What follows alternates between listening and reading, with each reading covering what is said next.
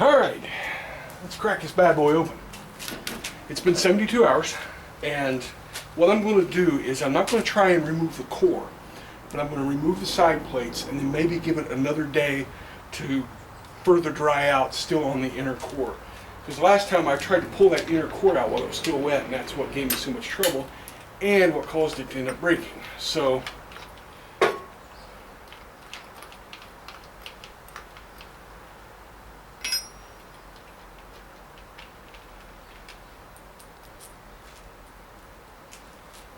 where's my tray? There it is.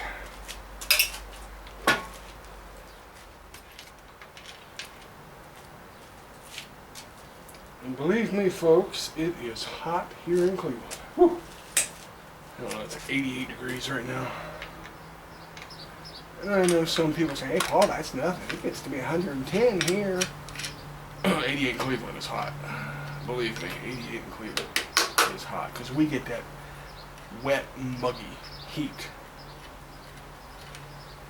All that humidity comes off the lake, and yeah.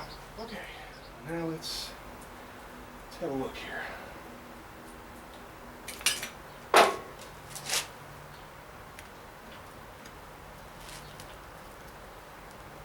Let's try. Oh, there it goes. Okay. That's not bad. Not bad. Let me turn that around. You guys can get a look at that. Not bad. I mean, there's some small. Let me see if I can zoom in here. I mean, there's some small air pockets, but not anything terrible. It's still not perfect, not by any means, but it's much better than what it was the other day. And you can see here too, there's still plenty of moisture down here at the bottom, so it's a good thing I didn't try to knock this bottom part out. So that's, yeah, better. I'll grade that as better. I guess I could. Yeah, here's where, I don't know whether you can see the band. See this darker band right through here? That's where there's still moisture, and up through here as well. So we'll get the rest of those plates off, and I'm just going to let this sit for maybe 1 or 2 more days and get really good and firm. And then I'll see if I can pop that center, that core piece out of it. And if I can hang on to my tools.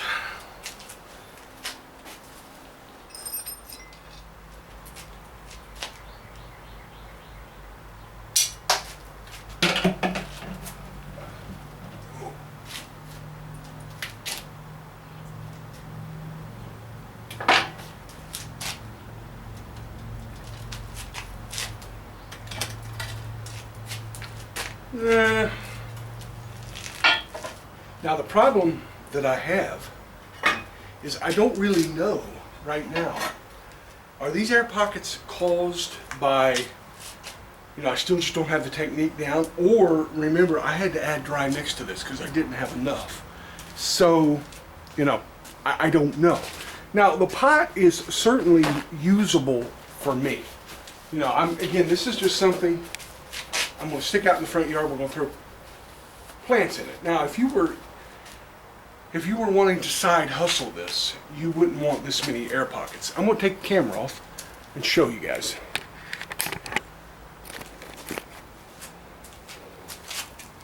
See right there? Fairly large air pockets. Even after I beat and banged on that thing with that hammer. And I've got, some hairline fracturing. Again, is this caused by the 2 different mixes? I don't know.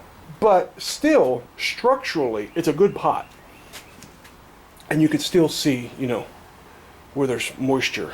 So, I'm just going to let it cure for another day and pull it out. I'll probably throw a coat or 2 of acrylic paint on it and call this one done. Alright, it's the next day. It's been 96 hours. You can see that the discoloration is starting to fade down here and also here, which means this thing is drying out. So what I'm going to do is I'm going to try now and get this thing off of this center core and see if I can do so without it breaking. So wish me luck.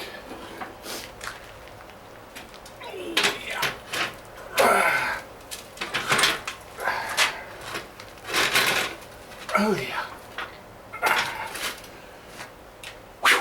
Yeah. Where's my dead blow?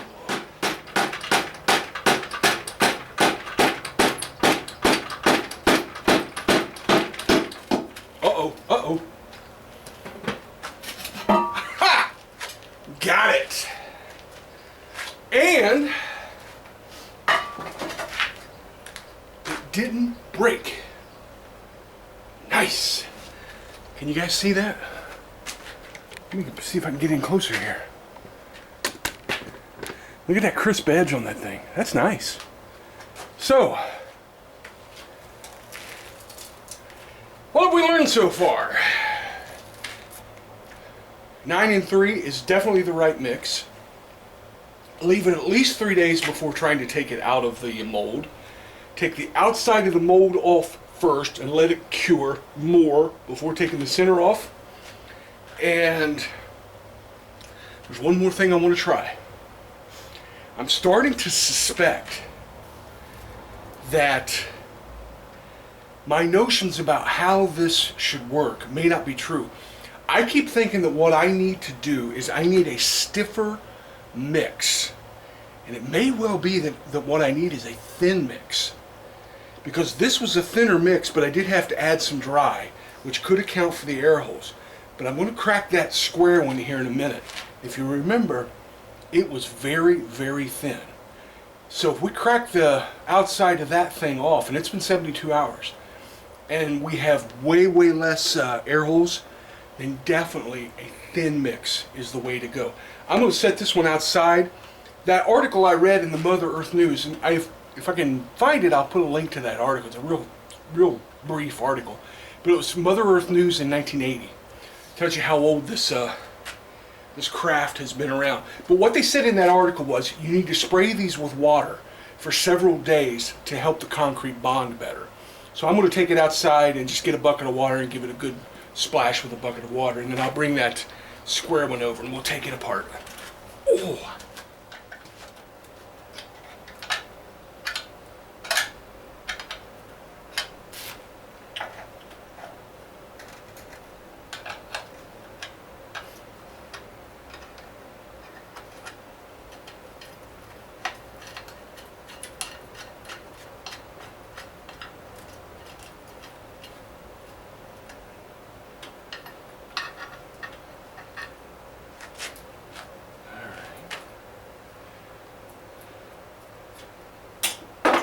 Here we go.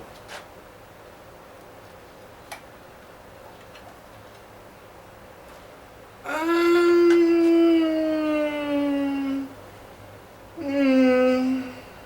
don't know. I'll get this side off and show you.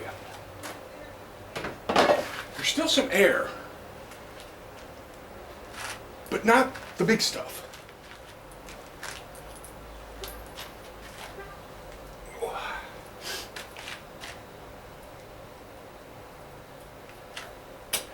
All right, ready? Let me see if you guys got a good shot here. Yeah, not bad. All right.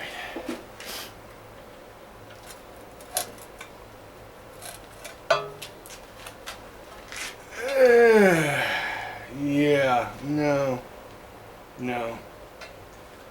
I'm not liking that at all. I am not liking that. Can you see how bad that is? I'm gonna take the rest of this off, then I'll show you what I'm talking about. This is pretty bad. Yeah, woo, this side's bad. Bad. All right.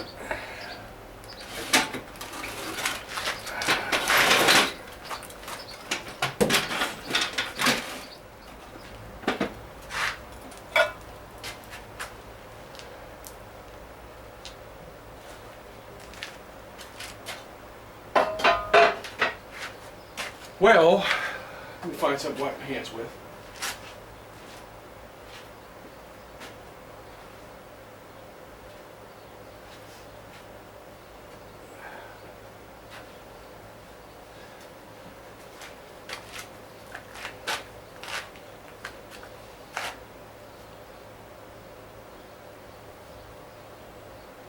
This one's kind of good and bad. It doesn't have the great big air holes, but it's got air holes nonetheless. Let me get you guys up close here. I'm gonna go freehand here.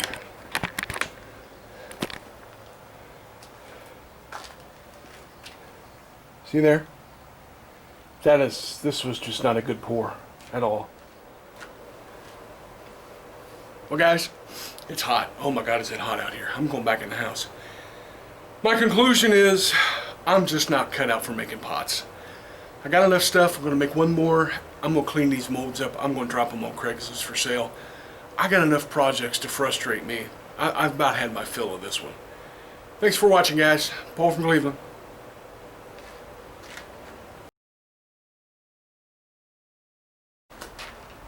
Well guys, I'm still going with this. I'm getting ready to pour another one. I'm mixing it right now. I'm going to try a little something with the vibrating in the mold. So check it out.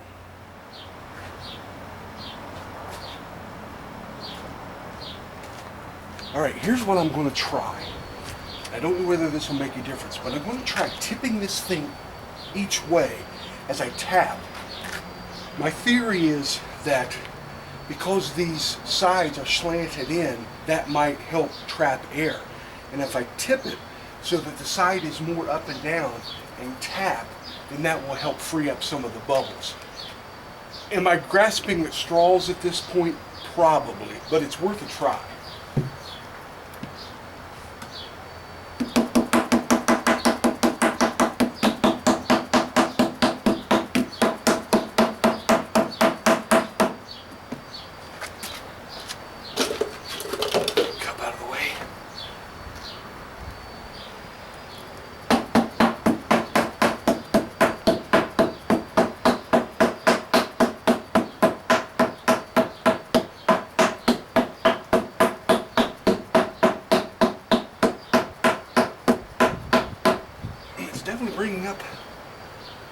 Definitely bringing up air.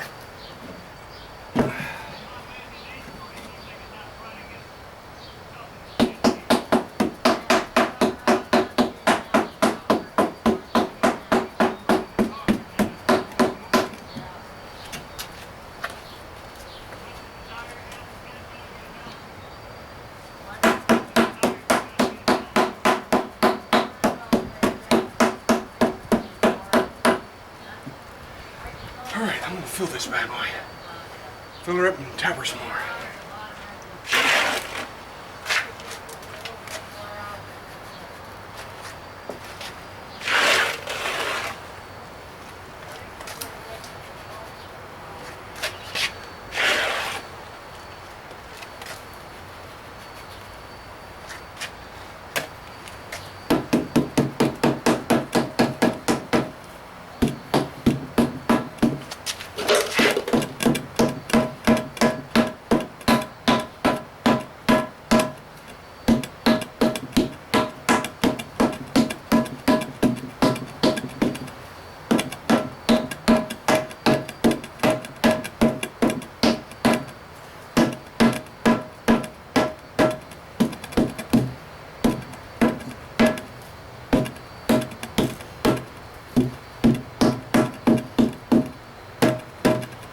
Alright, I'm going to add a little bit more, and then I'm going to add a little more mix. I'm going to shut it down, come back in, say, an hour, tap some more, settle this down some more.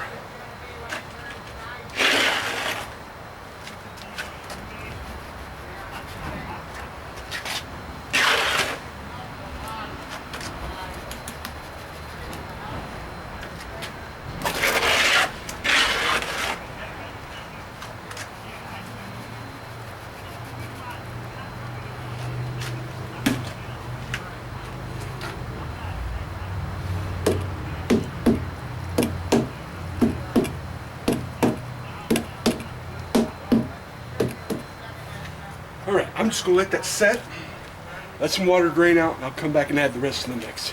Alright, are you still with me? This is turning into a real fiasco. Somebody might be tempted to ask the question, what about spackling, or some kind of a fill compound? And I'm kind of curious about that myself. I tend to believe that could could be a potential option to fill in the imperfections on these pots, particularly if you were going to paint them. So what I'm going to do is, somewhere here in my garage, I've got a tub of spackling paste. I'll get it out, get it mixed up, maybe thin it out a little bit if it's, depending on how old it is. And then I'm just going to smear some on that rectangular pot, rinse it off with a brush and water, and then apply a couple of coats of paint. We'll see whether or not it made a difference. It might be just painting these pots would be enough to cover up some of the minor imperfections. So that's what I'm going to do. Let's see how it turns out.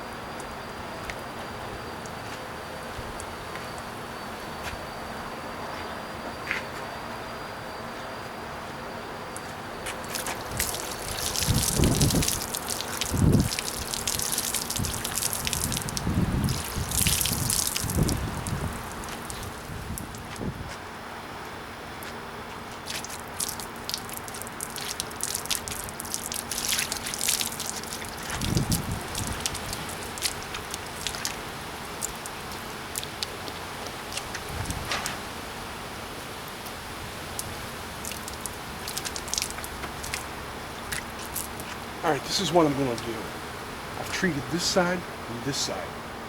And then I'm going to leave this side and this side untreated, paint the whole thing, and then see how much of a difference this makes.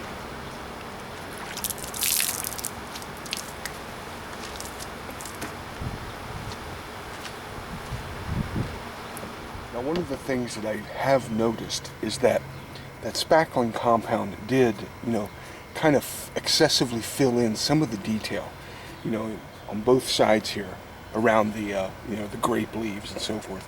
So I think what I'm going to do is I'm going to go through with a detail brush. This is a nylon bristle brush, and see if I can't just clear out, some of this excess spackling before I start painting.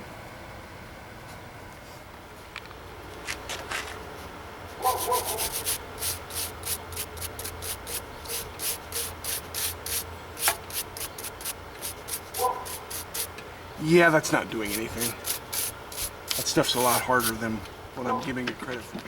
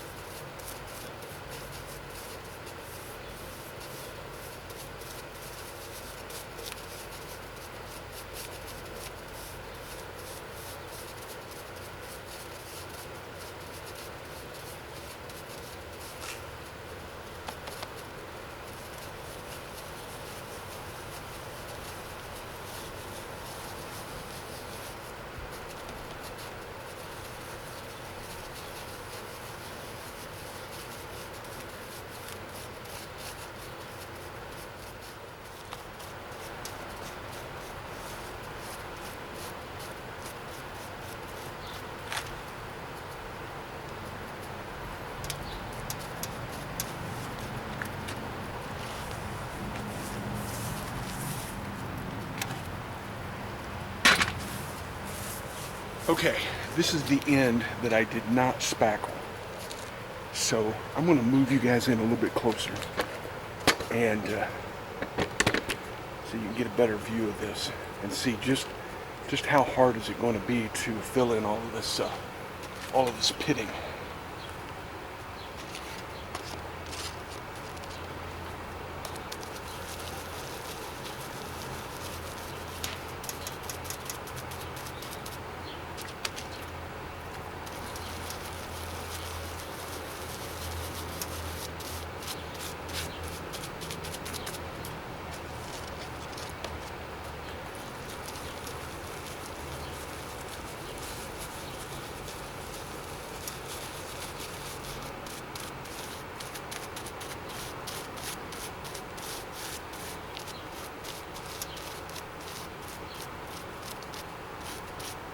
Now my initial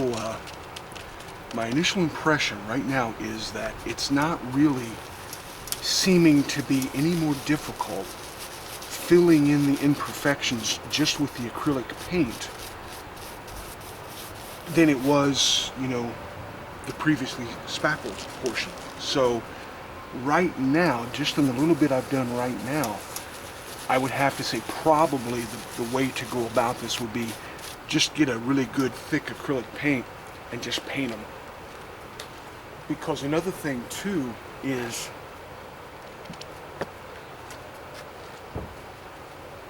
with the paint, just straight painting, you're not getting all that loss of detail either.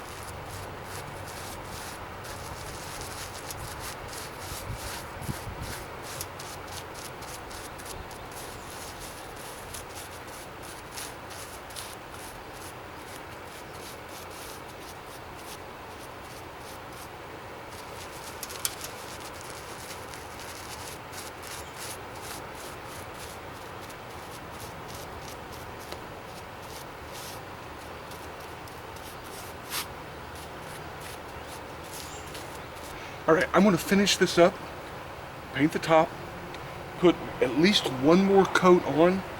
I'll show you the whole thing when it's done. Well, I gotta tell you, I'm actually a bit blown away at how well this pot looks now that it's been painted. Sorry, I know I'm in shadow there, but I'm almost stunned.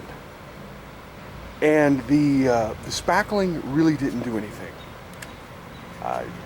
If I were going to do another one of these, I would just go straight up acrylic paint and be done with it. And what's surprising is, if you look at this, you can still see the imperfections in the pour, but once it's been painted, it goes from a negative to a plus in a weird sort of way. It adds a sort of rustic, you know, vintage sort of appearance. And I really, really like it. You know, this pot, just slapping a couple of coats of acrylic paint on it, went from something that, you know, I would have been tempted to bust up and line my driveway with. Now it's, you know, at the very least, probably flea market ready. And this was just me slopping paint on it. If you really were taking your time and doing it right, you know, this would have really turned out nice. So, blown away, completely blown away at how well that turned out.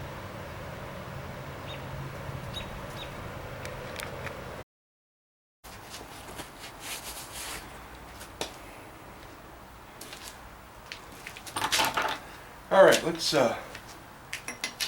pop this thing, see what it looks like. Oh my goodness.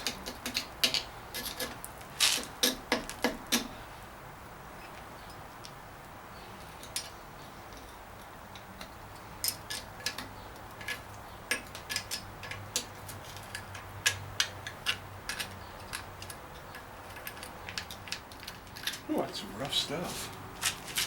Find something to tap that off there with. Of course, nothing is in immediate sight here.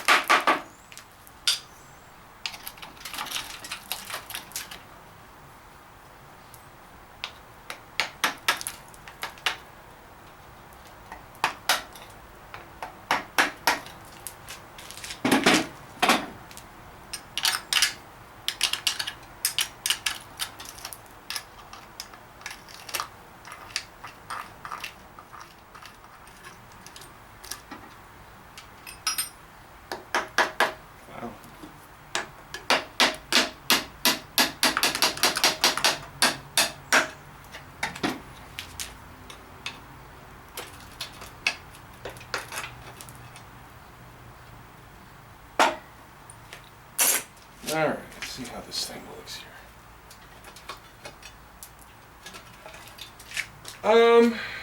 The same.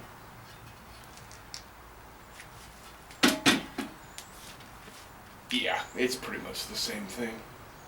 Okay, let me pop the camera off here and I'll show you.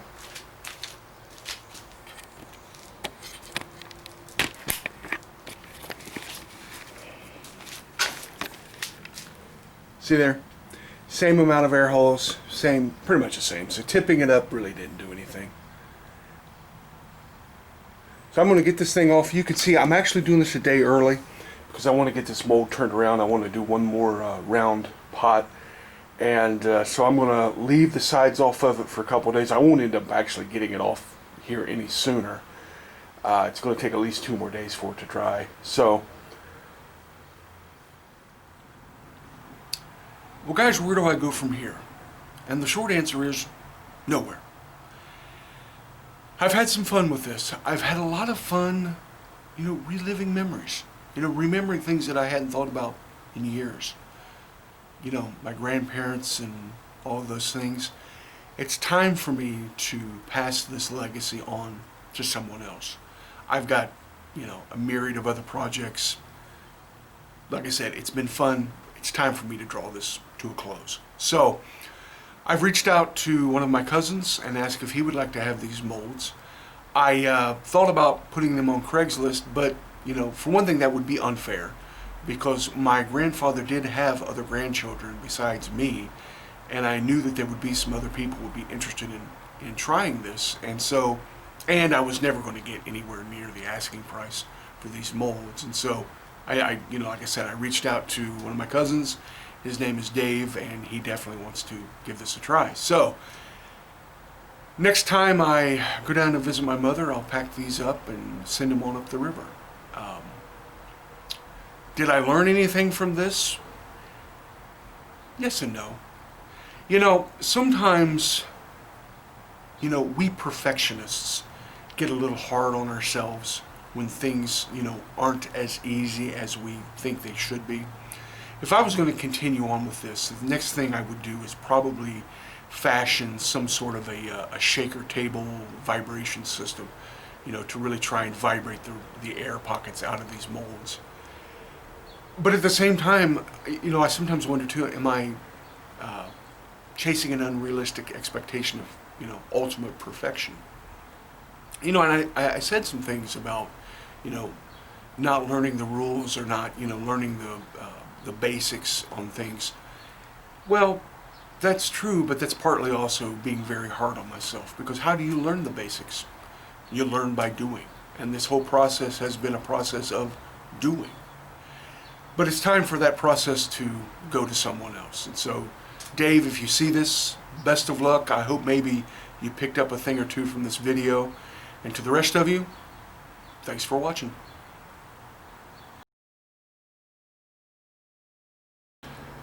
You are not going to believe what I did.